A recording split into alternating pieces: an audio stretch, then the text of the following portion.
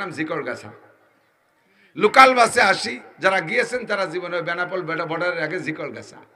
তো জিকরগাছা ওখানে এসে বাসটা দাঁড় হলো। লোকাল বাস 5 মিনিট সময় আছে, দেখে একটা ফকির উঠছে, ভিক্ষুক উঠছে গাড়িতে। ভিক্ষুকটা পুরুষ মানুষ, মাথায় তার সরমনের হুজুরের মুরিদদের মতো সবুজ পাগড়ি, গায়ে একটা জুব্বা, একটা সাইড অচল, এরকম বেকাতি বেকাতি উঠছে। সাথে 8, 9, 10 বছরের একটা মেয়ে উঠছে তার সাথে। মেয়েটার কাঁধে ভর দিয়ে উনি গাড়িতে উঠছে।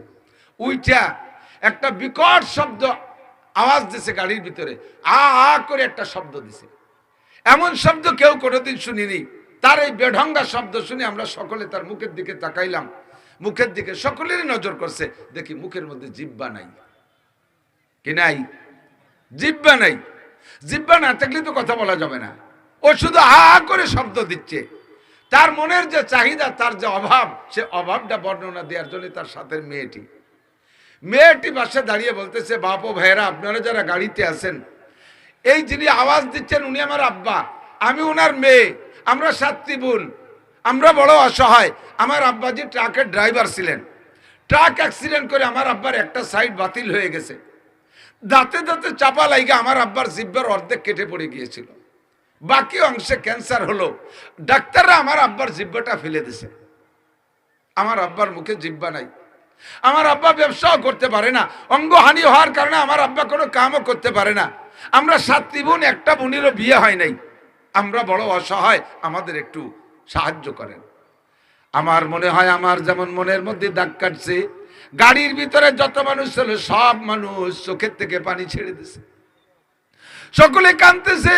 আমি বললাম, মা তুমি দাঁড়াও, তোমার এই খেদমতটুকু আমি করি। প্রত্যেকটা মানুষের অন্তরে সাড়া দিয়েছে। না জানি তার জিহ্বা দিয়ে কত বড় অপরাধ করে ফেলাইছে, মালিক সহ্য করতে না পাইরা তার জিহ্বাটা কেড়ে নিয়ে গেছে। ও দোস্ত, এমন অন্যায় যদি আমিও করি, আমার জিহ্বা মালিক কেড়ে নিতে পারে কি পারে না?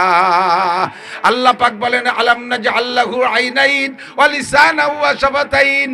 হে যুবক, রাতের পর রাত ফেসবুক আর ইউটিউবে না বিভিন্ন প্রকার নোংরা ছবি তুমি দেখতে থাকো।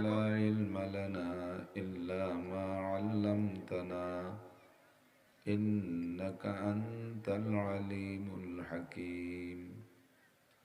আল্লাহুম্মা আরিনাল হাক্কা হাক্কান ওয়ারযুকনা ইত্তিবাআহ ওয়া আরিনাল বাতিলা বাতিলান ওয়ারযুকনা ইজতিনাবাহ। সকলে বলি আমিন। একবার দুরূদ শরীফ পড়ি নেই। আল্লাহুম্মা সাল্লি আলা সাইয়্যিদিনা মাওলানা মুহাম্মদ সাল্লাল্লাহু তাআলা আলাইহি ওয়া আলা আলিহি ওয়া আসহাবিহি ওয়া বারাকা ওয়া সাল্লামা তাসলিমান কাসীরা।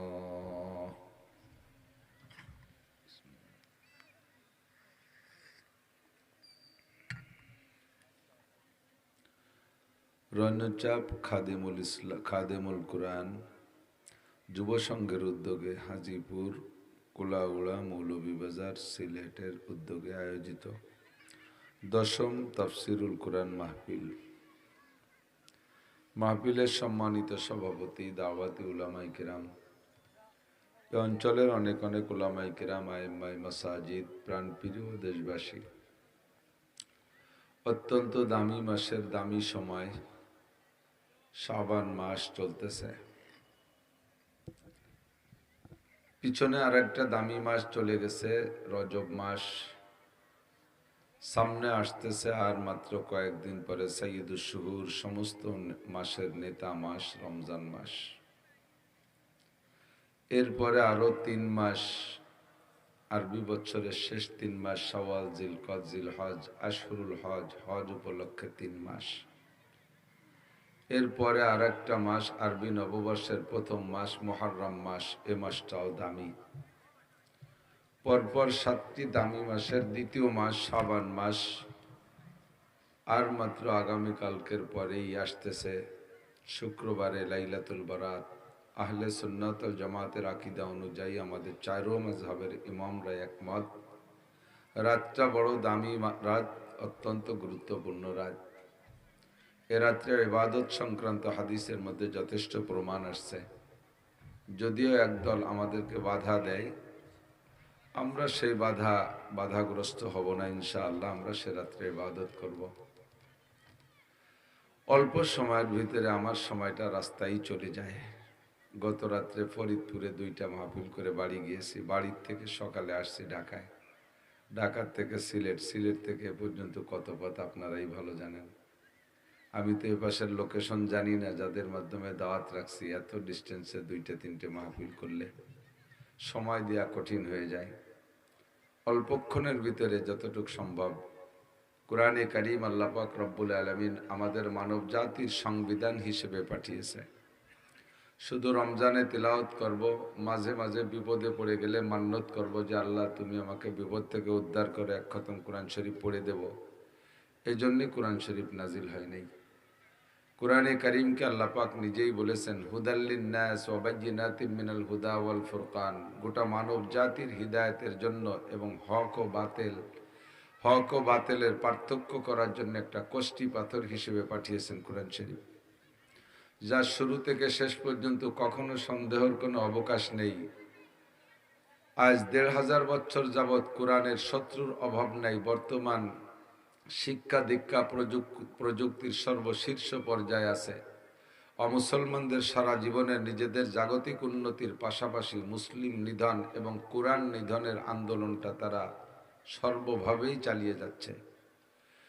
বহুত বড় বড় শিক্ষিত জ্ঞানী গুণী বিজ্ঞানীরা কোরআনকে বিকৃত করার জন্য যথেষ্ট চেষ্টা চালাইছে, আজও পারে নাই, কিয়ামত পর্যন্ত পারবে না। জালিকাল কিতাবু লা রাইবা ফিহ, এই কিতাবের মধ্যে কোনো সন্দেহ নেই। কেন পারবে না? আল্লাহ পাক নিজেই বলেন ইন্না নাহনু নাযালনা যিকরা ওয়া ইন্না লাহু লাহাফিজুন, এই কোরআন তো আমি নাজিল করেছি এবং তার সংরক্ষণ ও হেফাজতের দায়িত্ব আমারই কাছে। কাজেই আমরা কোরআনের শুরু থেকে শেষ পর্যন্ত চুল চেরা পরিমাণ সন্দেহ করি না। পুরো কোরআন মুসলিম সংবিধান। কথা বলুন ঠিক কিনা? আমার ভাষা বোঝা যায় তো মাশাআল্লাহ? পুরো কোরআনে কারীম মুসলিম সংবিধান। বলতে গেলে অনেক সময় লাগবে। আমি মুখতাসার সূরা 21 নম্বর পারার প্রথম থেকে একটা আয়াত পড়েছি। আল্লাহ পাক বলেন উতলু মা উহিয়া ইলাইকা মিনাল কিতাব। নবী পাক সাল্লাল্লাহু আলাইহি ওয়াসাল্লামকে আল্লাহ পাক টার্গেট করে বলছেন, সরাসরি সম্বোধন করে উতলু মা উহিয়া ইলাইকা মিনাল কিতাব। হে নবী, আপনার রবের পক্ষ থেকে আপনার কাছে যে কিতাবটা নাজিল করা হয়েছে এই কিতাবটা আপনি পড়ুন, উতলু তিলাওয়াত করুন। মা উহিয়া ইলাইকা মিনাল কিতাব ওয়া আকিমিস সালাহ। এরপরে হুজুর আল্লাহ পাক বললেন ওয়া আকিমিস সালাহ, আপনি নিজে নামাজ কায়েম করেন। খুব খেয়াল করার জন্য, আমার যেহেতু সময় কম আমি মেলা ব্যাখ্যা বিশ্লেষণ দিতে পারবো না, অল্প একটু কথা খেয়াল করতে হবে। আমরা পরিভাষার ভিতরে পার্থক্য করি। কোরআন শরীফ পড়ার ব্যাপারে বলি কোরআন পড়ি, খেয়াল করতেছেন? কোরআন পড়ি, রোজা রাখি, হজ করি, যাকাত, একটু সাড়া দেন না আমার সাথে, যাকাত দেই, পর্দা করি। করাকে বলা হয় ফেল, আর আদাইকে বলা হয় আদা, আরবিতে শব্দ। পড়াকে বলা হয় ইকরা, করা আয় একরা, ইকরা পড়ো। আমাদের পরিভাষায় কোরআন পড়ি, রোজা রাখি, হজ করি, যাকাত দেই, নামাজ পড়ি। তো পড়ার আরবি হলো ইকরা বা আকরাউ। কিন্তু কোরআন শরীফের ভিতরে 82 জায়গা নামাজের আলোচনা আসছে, এক জায়গাও আল্লাহ পাক বলেন নাই ইকরাউস সালাত, ইকরাইস সালাত, ইকরাউস সালাত, তোমরা নামাজ পড়ো, এ কথা আল্লাহ কোথাও বলেন নাই। আল্লাহ সব জায়গা বলেছেন আকিমুস সালাত, আকিমিস সালাত আলিদুলুকিশ শামসি ইলা গাসাকিল লাইল। যত জায়গা দেখবেন সব জায়গা আছে আকিমুস সালাত ওয়া ইউকিমুনাস সালাত, এই ইকামত শব্দ আছে। তাহলে অর্থ কি দাঁড়ায়? তরজমা কি জন্য আল্লাহ তাআলা এটা বললেন? আল্লাহ পাক বললেন যে নামাজকে তোমরা পড়ো না, নামাজ তোমরা কায়েম করো। আমাদের পরিভাষায় যদিও বলি পড়ো, কিন্তু এর হাকিকি তরজমা হলো নামাজ কায়েম করো। কায়েম করো মানে প্রতিষ্ঠিত করো, প্রতিষ্ঠিত মানে বাস্তবায়ন করো। তাহলে বোঝা যায় যে নামাজের একটা প্রতিষ্ঠিত আলাদা জিনিস, নামাজের বাস্তবায়ন আলাদা কিছু। সেই জিনিসটা আমাকে বুঝে নিতে হবে। এদিক সেই প্রতিষ্ঠিত হওয়া কি, বাস্তবায়ন কি? আল্লাহ পাক বলেন নামাজের একটা ক্রিয়া আছে, নামাজের একটা ফলাফল আছে। ওই ফলাফলটাকে প্রকাশ করার নাম হলো নামাজকে বাস্তবায়ন করা। নামাজের ফলাফল কি? আল্লাহ পাক অন্য আয়াতের মধ্যে বলেন, ইন্নাস সালাতা তানহা আনিল ফাহশাই ওয়াল মুনকার ওয়ালা যিকরুল্লাহি আকবার। আল্লাহ পাক বলেন, নামাজের গুণাগুণ, নামাজের বৈশিষ্ট্য, নামাজের ক্রিয়া, নামাজের ফলাফল, নামাজের রেজাল্ট হলো নামাজে মানুষকে সকল প্রকার অন্যায় থেকে ফিরায়। বুঝতে পারি নাই? নামাজে মানুষকে, যারা ওয়াজ শুনেন তারা মনে করেন দূর থেকে একজন হুজুর আসছে নতুন কিছু বলবে, কিন্তু সেই পুরন কথাই নামাজের কথা সব হুজুর বলে কেন? ওয়াজের মাকসাদ হলো আমর বিল মারুফ নাহি আনিল মুনকার, মানুষকে সৎ কাজের আদেশ দেওয়া, অসৎ কাজ থেকে নিষেধ করা। অসৎ কাজ কি কি করে তার থেকে নিষেধের জন্য একটা হলো বিস্তার আলোচনা করা, আর একটা হলো সংক্ষিপ্ত আলোচনার মাধ্যমে যদি আমি অসৎ কাজ থেকে ফিরে আসতে পারি। আল্লাহ পাক রব্বুল আলামিন বলেন, তোমার জীবনে যতগুলো অন্যায় করো, এই অঙ্গগুলো বডির যে অঙ্গ দিয়ে করো, এই অঙ্গর ভিতরে 6টা অঙ্গ দিয়ে তুমি গুনাহ করো। 1 নম্বরে চক্ষু, 2 নম্বরে জিহ্বা মুখ, 3 নম্বরে কান, 4 নম্বরে হাত, 5 নম্বরে শরমগা, 6 নম্বরে 2টো পা। এই 6টা অঙ্গ দিয়ে তুমি সকল প্রকার অন্যায় করো। যদি তুমি এই সব প্রকারের অন্যায় থেকে 6টা অঙ্গকে ফিরিয়ে আনতে চাও, তাহলে তোমাকে একমাত্র চিকিৎসা, একটা মাত্র তদবির তোমাকে অবলম্বন করতে হবে, সেটাই হলো নামাজ। কথা বলেন, সেটা কি? আপনাদের এদিক ছোট পোলা পান্ডে টিকা দেয় নাকি? টিকা দেয় না? ছোট বাচ্চাদের টিকা দেয় না? শিশু বাচ্চাদের টিকা দেয়, সারা বাংলাদেশেই দেয়, সারা পৃথিবীতে টিকা দেয়। তো টিকা দেওয়ার আগে আমাদের এলাকায় যেটা দেখেছি সেটা হলো, যে বাড়ি টিকা দেয়, একটা বাড়িতে একটা পয়েন্ট আছে, যে পয়েন্টে টিকা দেয় ওই পয়েন্টের ওই বাড়ির সামনে দেখবেন হলুদ একটা ব্যানার আছে না নাই? ব্যানারের মাঝখানে দেখবেন ছোট্ট একটা গোল বৃত্ত আছে, আছে? বৃত্তের মাঝখানে একটা ছোট শিশু বাচ্চার ছবি আছে না নাই? ওই শিশু বাচ্চাটার পাশ দিয়ে যে বৃত্তটা দেওয়া আছে, দেখবেন বৃত্তকে ভেদ করে বাচ্চার দিকে 6টা তীরের ছবি দেওয়া আছে। তর্জমা কি? এই বিশাল ব্যানারটা হলো বিশাল দুনিয়া। এই দুনিয়ার মাঝখানে একজন মানুষ, তার সাইডে মানুষের হায়াতের একটা এরিয়া আছে। প্রত্যেকটা মানুষের হায়াতের এরিয়া আছে না নাই? কের 5 বছর, কের 10 বছর, কের 20 বছর, 50, 60, 100 বছরের হায়াতের এরিয়া থাকে। তো এই হলুদ ব্যানারটা দুনিয়া, তার মাঝখানে তার হায়াতের একটা এরিয়া আছে। এই হায়াতের বাউন্ডারির ভিতরে মানুষটা, এই মানুষের দিকে এই দুনিয়ার থেকে 6 প্রকারের রোগ তার দিকে আক্রমণ করতেছে। যার ভিতরে একটা রোগ হলো পোলিও।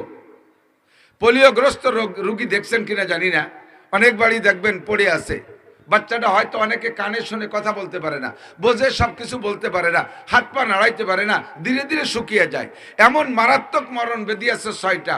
এর একটা, যে কোনো একটা রোগ যদি ওর দেহের মধ্যে ঢুকে পড়ে, আর পরপর যদি 6টা রোগী ঢুকে পড়ে, সারা দুনিয়ার মেডিকেল সায়েন্সের বিজ্ঞানী ডাক্তাররা আজও পর্যন্ত এমন কোনো ঔষধ তৈরি করতে পারে নাই যে এই বাচ্চাটাকে সুস্থ করবে। ওই বাচ্চাটার লাইফ শেষ, ওই বাচ্চাটার জীবন শেষ।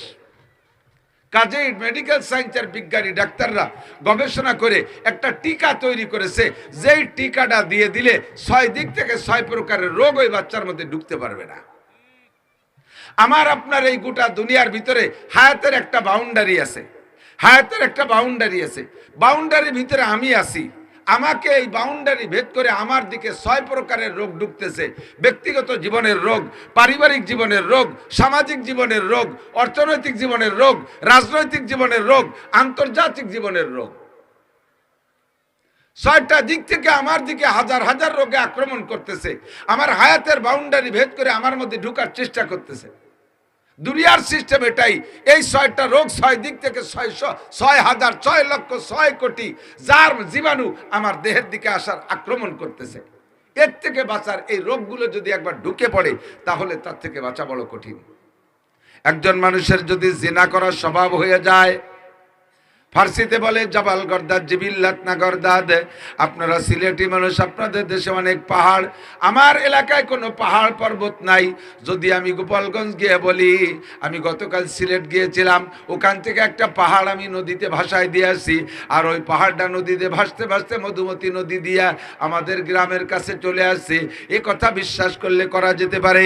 কিন্তু একটা লোকের জেনা করার স্বভাব, ওই লোকটা জেনা করার নেশা হয়ে গেছে, এই লোকটা মুহূর্তের ভিতরে জেনার স্বভাব থেকে পরিবর্তন হয়ে গেছে, এই কথা অত তাড়াতাড়ি বিশ্বাস করা যায় না।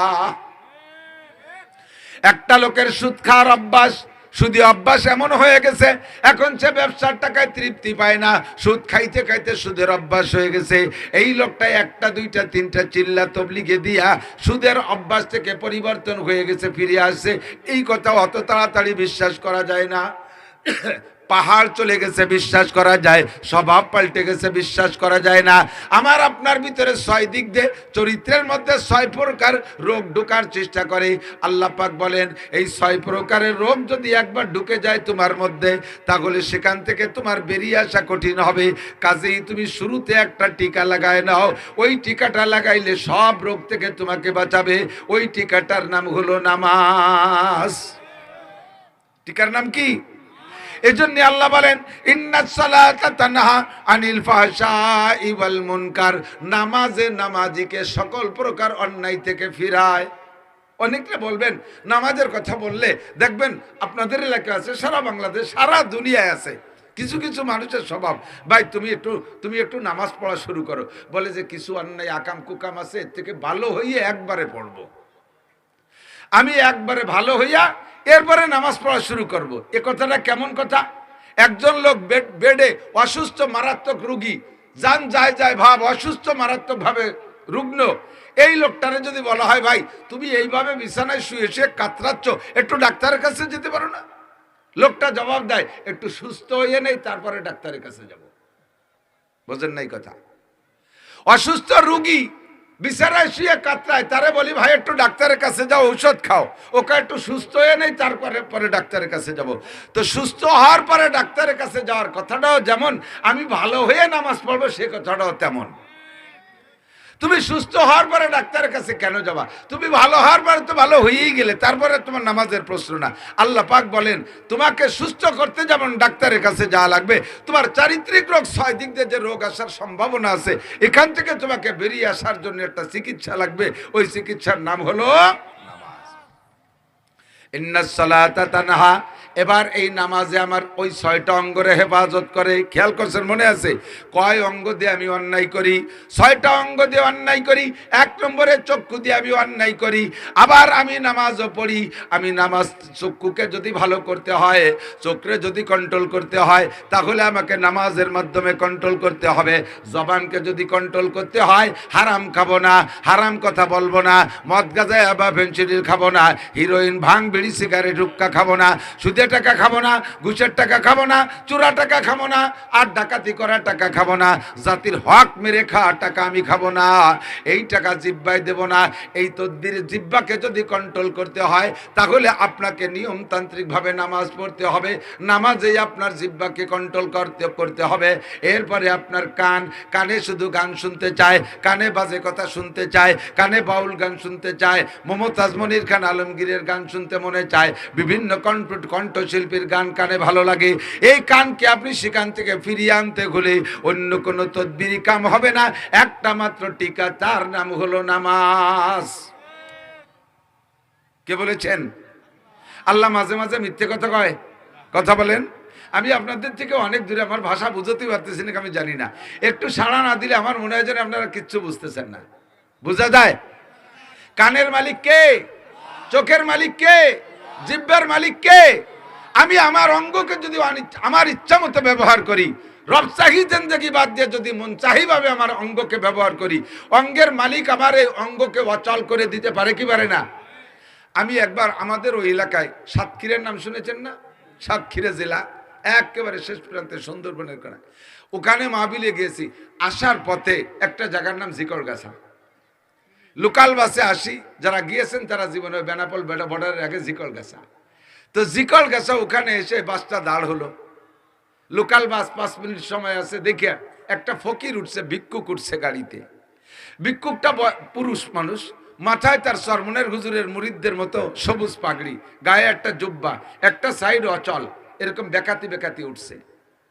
সাথে 8, 9, 10 বছরে একটা মেয়ে উঠছে তার সাথে। মেয়েটার কাঁধে ভর দিয়ে উনি গাড়িতে উঠছে। উইটা একটা বিকট শব্দ আওয়াজ দিছে গাড়ির ভিতরে, আ আ করে একটা শব্দ দিছে। এমন শব্দ কেউ কোনোদিন শুনিনি। তার এই বেঢঙ্গা শব্দ শুনে আমরা সকলে তার মুখের দিকে তাকাইলাম। মুখের দিকে সকলেরই নজর করছে, দেখি মুখের মধ্যে জিহ্বা নাই। কি নাই? জিহ্বা নাই। জিহ্বা না থাকলে তো কথা বলা যাবে না। ও শুধু হা হা করে শব্দ দিচ্ছে। তার মনের যে চাহিদা, তার যে অভাব, সে অভাবটা বর্ণনা দেওয়ার জন্য তার সাথে মেয়েটি পাশে দাঁড়িয়ে বলতেছে, বাপ ও ভাইয়েরা, আপনারা যারা গাড়িতে আছেন, এই যিনি আওয়াজ দিচ্ছেন উনি আমার আব্বা, আমি ওনার মেয়ে, আমরা 7 বোন, আমরা বড় অসহায়। আমার আব্বাজি ট্রাকের ড্রাইভার ছিলেন। ট্রাক অ্যাক্সিডেন্ট করে আমার আব্বার একটা সাইড বাতিল হয়ে গেছে।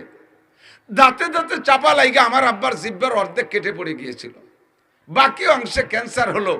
ডাক্তাররা আমার আব্বার জিহ্বাটা ফেলে দিছে। আমার আব্বার মুখে জিহ্বা নাই। আমার আব্বা ব্যবসাও করতে পারে না, অঙ্গহানি হওয়ার কারণে আমার আব্বা কোনো কামও করতে পারে না। আমরা 7 বোন, একটা বোনেরও বিয়ে হয় নাই। আমরা বড় অসহায়, আমাদের একটু সাহায্য করেন।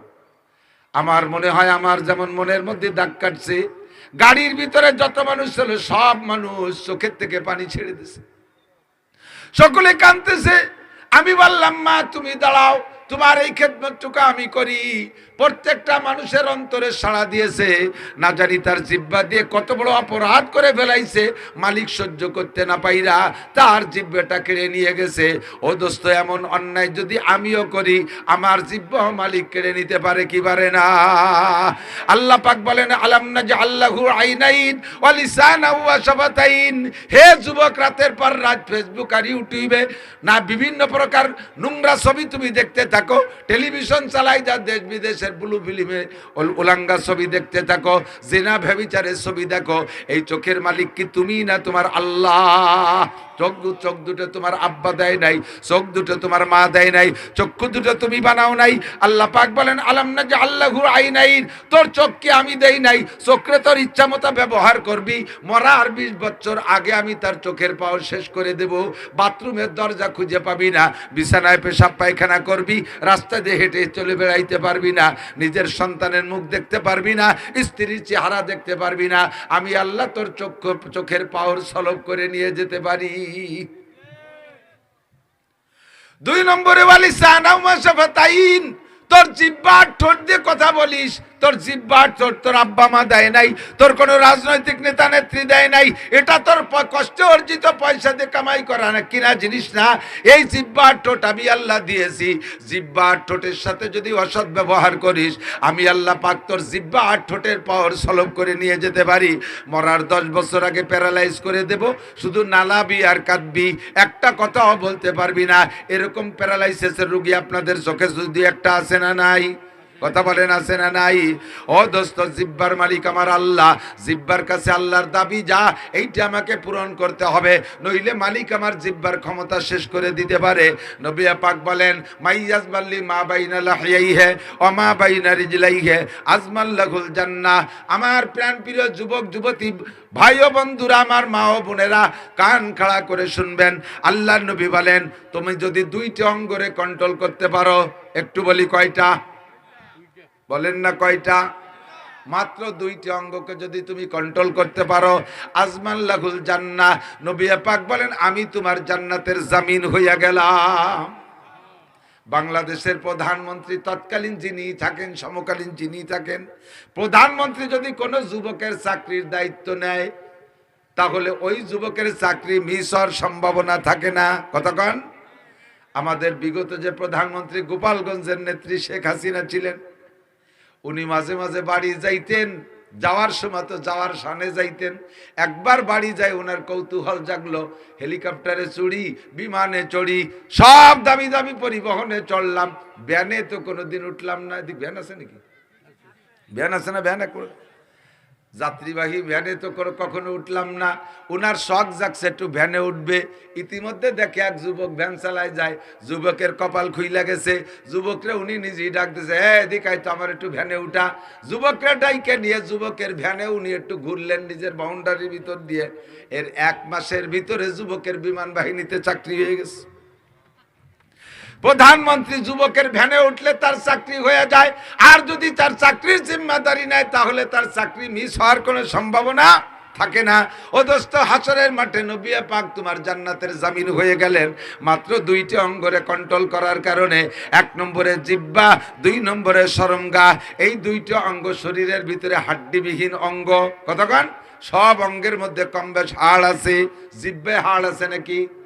লজ্জাস্থানে হাড় আছে নাকি? এই 2টের নরম বানাইছে আল্লাহ, কিন্তু এই 2টের কাম সবচাইতে গরম। কতক্ষণ? জিহ্বের অন্যায়, এই জিহ্বের অন্যায়ের কারণে মানুষ দেশ ছাড়ে, জিহ্বের অন্যায়ের কারণে মানুষ মহা বিপদে পড়িয়া যায়। আর মান অপমান যত সব শরমগা আর জিহ্বের অপরাধের কারণে। এজন্য নবী নিজেও বলেন, জিরমুহু সগীর ও জুরমুহু কাবীর, জিরমুহু সগীর ও জুরমুহু কাবীর। অঙ্গ 2টা দেখতে ছোট, অঙ্গ 2টা দেখতে ছোট, কিন্তু অন্যায় তার সবচেয়ে বড়। কাজে ওই 2টা অঙ্গের জিম্মাদারি যদি যুবক তুমি নিতে পারো, নারী আর পুরুষ তোমার যার যার শরমগা আর জিহ্বাকে যদি কন্ট্রোল করতে পারো, আমি নবী তোমার জান্নাতের জামিন হইয়া গেলাম। এবার আপনার এই সব অঙ্গরে কন্ট্রোল করার জন্য আর কোনো তাবিজ আর তদবির নাই, আর কোনো চিকিৎসা নাই। একমাত্র চিকিৎসা হলো নামাজ। নবী পাক বলেন, আসসালাওয়াতুল খামস। আমার হাতের দিকে তাকান, আসসালাওয়াতুল খামস। প্রত্যেকের হাতকে আঙ্গুলকে ফাঁকা করলে ফাঁকার সেটিংটা এমন হবে, জি, 5টা আঙ্গুলের মাথায় 5 ওয়াক্ত নামাজ দাঁড় করে দেন। বৃদ্ধাঙ্গুলের মাথায় ফজর, শাহাদত আঙ্গুলের মাথায় জোহর। এই ফজর আর জোহরের মাঝখানের ফাঁকাটা, এই ফাঁকাগুলো একটু বড় কিনা? বেশি না?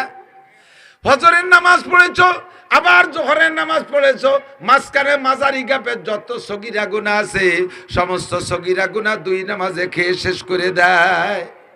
এরপরে ফজরের পরে জোহর, জোহরের পরে এই মাঝের এটার উপরে আসর, এর মাঝখানে ছোট গ্যাপ, আসরের পরে মাগরিব, মাগরিবের মাঝখানে ছোট গ্যাপ, মাগরিবের পরে ঈশা, এই কনিষ্ঠ আঙ্গুলের মাথায় ঈশা, এর মাঝখানে ছোট গ্যাপ। ছোট ছোট গ্যাপে যত সগীরা গুনাহ 5 ওয়াক্ত নামাজের কারণে সব সগীরা গুনাহ ক্ষমা হইয়া যায়।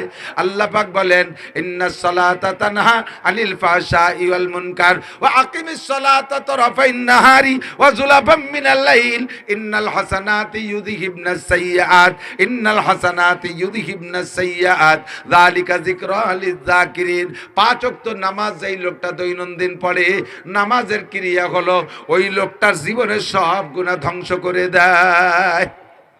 5 ওয়াক্ত নামাজ। 2 নম্বর, ওয়াল জুমুআতু ইলাল জুমুআ। গত জুমার নামাজ পড়েছেন, আবার আগামী জুমার নামাজ পড়বেন তো ইনশাআল্লাহ? নামাজের নিয়ত আছে তো? জুমার নামাজ পড়েন আপনারা? জুমার নামাজ পড়বেন। 2 জুমার মাঝখানে কয় দিন? আবার কোন কয় দিন? 2 জুমার মাঝখানে কয় দিন? একজন পাস করছে, সব ফেল। 2 জুমার মাঝখানে 6 দিন, শুক্রবার বাদ দিয়ে সপ্তাহ না তো। 2 জুমার মাঝখানে কয় দিন? 6 দিনে যত সগীরা গুনাহ 2 জুমার নামাজের ওসিলায় সব সগীরা গুনাহ মাফ। ইন্নাল হাসানাত ইউযহিবনাস সাইয়্যাত। 2 নম্বর ইবাদত আপনার 2টা জুমা। 3 নম্বর ইবাদত, ওয়া রমাদানু ইলা রমাদান। গত রমজানে রোজা রেখেছেন, আবার আগামী রমজানে ইনশাআল্লাহ রোজা রাখার নিয়ত আছে তো? রমজানে রোজা রাখবেন। গত রমজানের রোজা, আগামী রমজানের রোজা, 2 রমজানের মাঝখানে 11 মাস। এই 11 মাসে যত সগীরা গুনাহ 2 রমজানের ওসিলায় আল্লাহ সব সগীরা গুনাহ মাফ করে দেয়। কেউ কেউ মনে করতেছেন, হয়তো ভাবতে পারেন 2 জুমার ওসিলায় 2 রমজানের ওসিলায় যদি 11 মাসের গুনাহ মাফ হয়, তাই তো জুমার নামাজ আর ওক্তীয় নামাজ লাগতেছে না। 2 রমজানেই তো 11 মাসের গুনাহ মাফ। এদিক তাকান, এদিক আছে কিনা আমি জানি না, বলতে গেলে আঞ্চলিক কিছু বাস্তবতা থাকতে হয়। আমাদেরও এলাকার টিউবওয়েলের পানিতে খুব আয়রন। তো এখন আধুনিক ফিল্টার অনেক বের হয়েছে। আমাদের প্রথম সময় এই সমস্ত ফিল্টার ছিল না। আমরা মাটির হাড়ি দিয়ে ফিল্টার বানাইতাম। মুরব্বী কেউ থাকলে জানতে পারবেন। মাটির হাড়ি দিয়ে ফিল্টার বানাইতে কাঠ দিয়ে একটা ফ্রেম বানাইতাম। ফ্রেমের ভিতরে 3টে তাক, উপরের তাকের উপরে 4টে তাক, উপরের তাক বুঝতেছেন তো, ধাপ, উপরের ধাপে একটা মাটির হাড়ির ভিতরে টিউবওয়েলের সে আয়রন করা সরাসরি পানি। এবার ওই হাড়িটার পাশা ছিদ্র করে একটু নেকড়া ভরে দিতে হয়, ফুটায় ফুটায় পানি পড়তো। এই বুড়ো মনে জানে বাপ ঠেকতেছে।